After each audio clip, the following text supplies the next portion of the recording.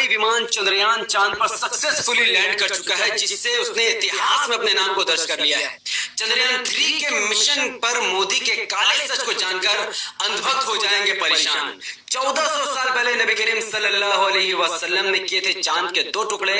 जिसका सबूत हो गए चंद्रयान 3 के अंदर कैद, जिससे हो जाएगी पूरी दुनिया हैरान। साथ ही चंद्रयान 3 के मिशन पर कैसे था एक मुसलमान का योगदान, पूरी वीडियो विस्तार से समझने से पहले अस्सलाम वालेकुम वरहमतुल्लाहि वबरकातुहू। अल्लाह के नाम से शुरू जो बड़ा कृपालु और अत्यंत दयावान है। मैं हूं मोहम्मद अंसारी और आप देख रहे हैं द पार्टिकल। 14 जुलाई 2023 को चंद्रयान 3 लॉन्च होता है चांद के साउथ पोल में लैंड होने की नीयत से। 25 जुलाई 2023 तक वो अर्थ के 5 चक्कर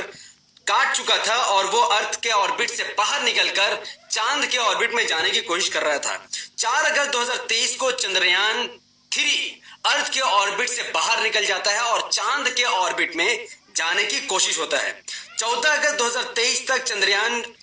चांद के ऑर्बिट के 3 चक्कर काट चुका था और चांद के सरफेस से काफी करीब जा चुका था। 17 अगस्त 2023 को चंद्रयान जब मून से चांद से कुछ ही दूर पर होता है तो अपने वो 2 टुकड़ों में बढ़ जाता है। एक टुकड़ा चांद के ऑर्बिट के ही चक्कर लगाकर इंफॉर्मेशन कलेक्ट करेगा,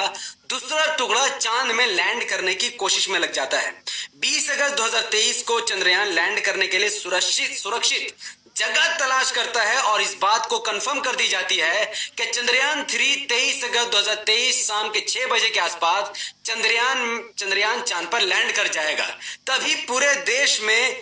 पनौती ट्रेंड करने लग जाती है।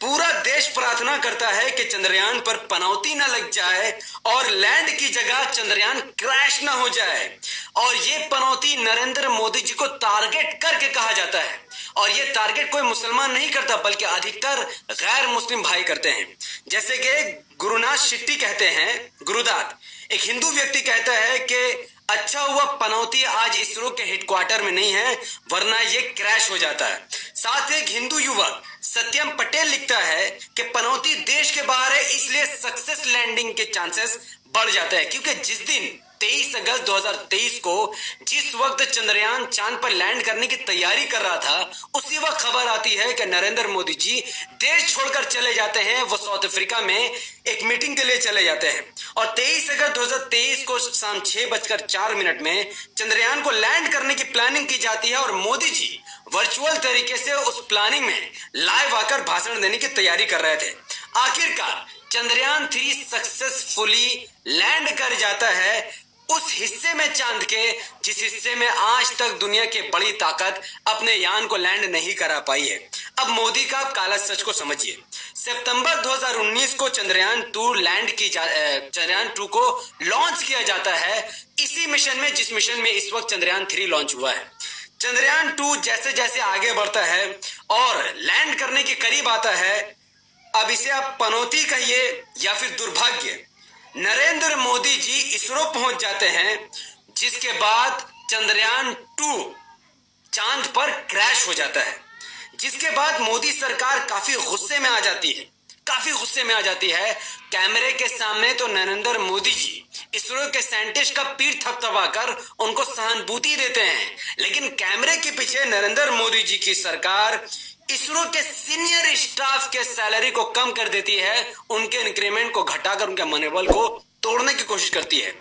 1 फरवरी 2023 को रिपोर्ट आती है कि यूनियन बजट 2023 और 2024 में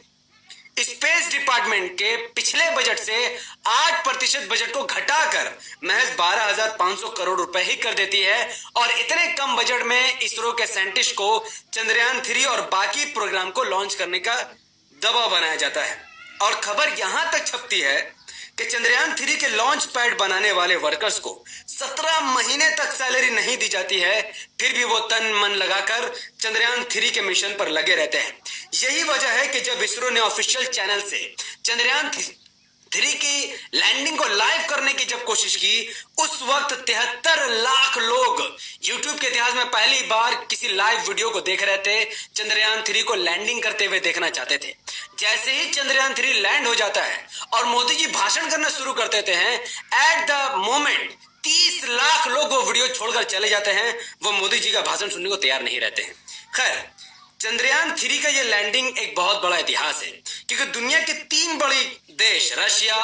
अमेरिका और यूरोपियन यूनियन ने चांद के उस हिस्से में सक्सेसफुली लैंडिंग करवाई है अपने यान को जिस हिस्से में सूरज की रोशनी पहुंचती है। लेकिन चांद के साउथ पोल में जिस हिस्से में सूरज की रोशनी नहीं पहुंचती, भारत एक ऐसा देश बना जहां पर साउथ पोल में उन्होंने चंद्रयान 3 को लैंडिंग करवा दिया, जहां पर आज तक कोई कैमरा नहीं पहुंचा है। अब इसका इस्लाम से कनेक्शन क्या है, इसको थोड़ा डिटेल में समझिए। 2002 में नासा ने चांद की एक तस्वीर जारी की, जिससे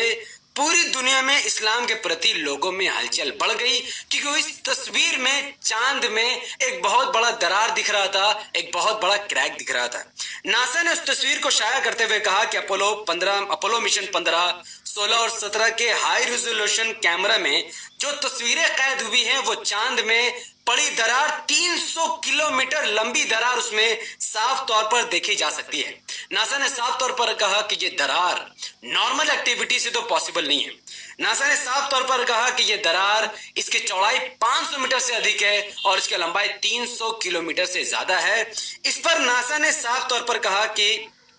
वो इस बात का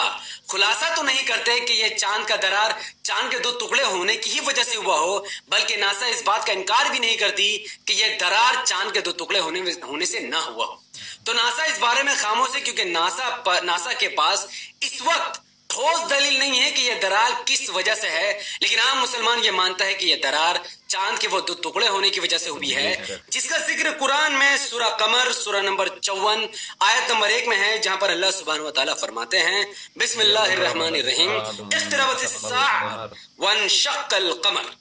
जिसका मतलब है कि अनकरीब वो वक्त आ गया जब चांद 2 टुकड़ों में बढ़ गया। इसका वाकया सही बुखारी हदीस नंबर 3868 में मौजूद है, जहां पर कुफ्फार मक्का में रहने वाले काफिर नबी करीम सल्लल्लाहु अलैहि वसल्लम से ये आग्रह कर रहे थे, एक निशानी का मुतालबा कर रहे थे कि हमें आप कुछ ऐसा चमत्कार दिखा दो, कुछ ऐसा करिश्मा दिखा दो जिसकी वजह से हम ये मान ले कि आप अल्लाह द्वारा भेजे गए रसूल हैं, God of messenger of God है।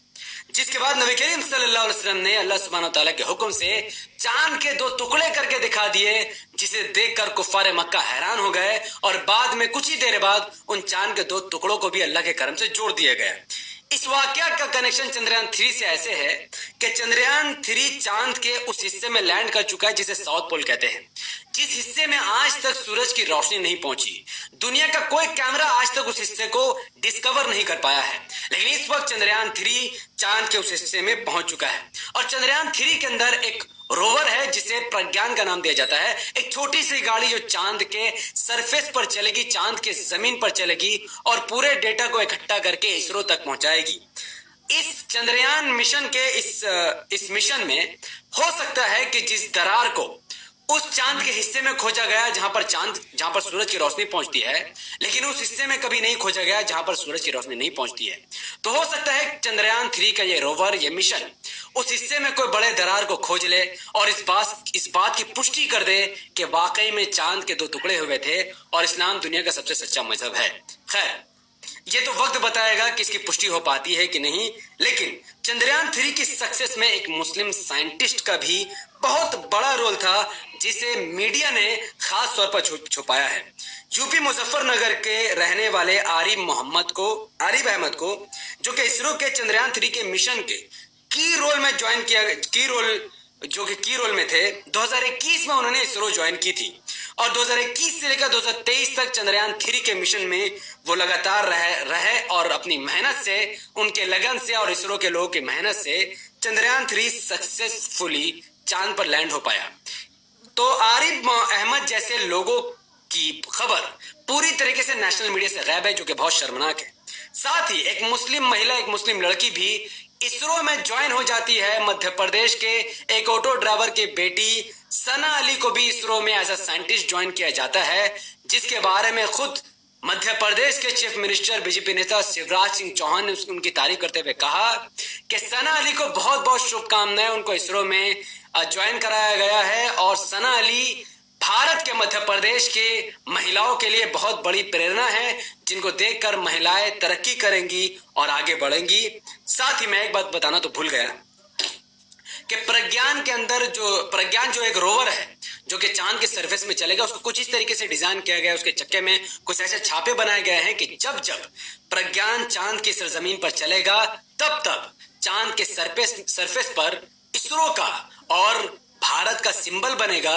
जो कि बहुत अमेजिंग फैक्ट है। आने वाले भविष्य में जब लोग चांद पर जाएंगे उनको इसरो का और भारत का सिंबल मिलेगा, जो कि बहुत बड़ी बात है। इस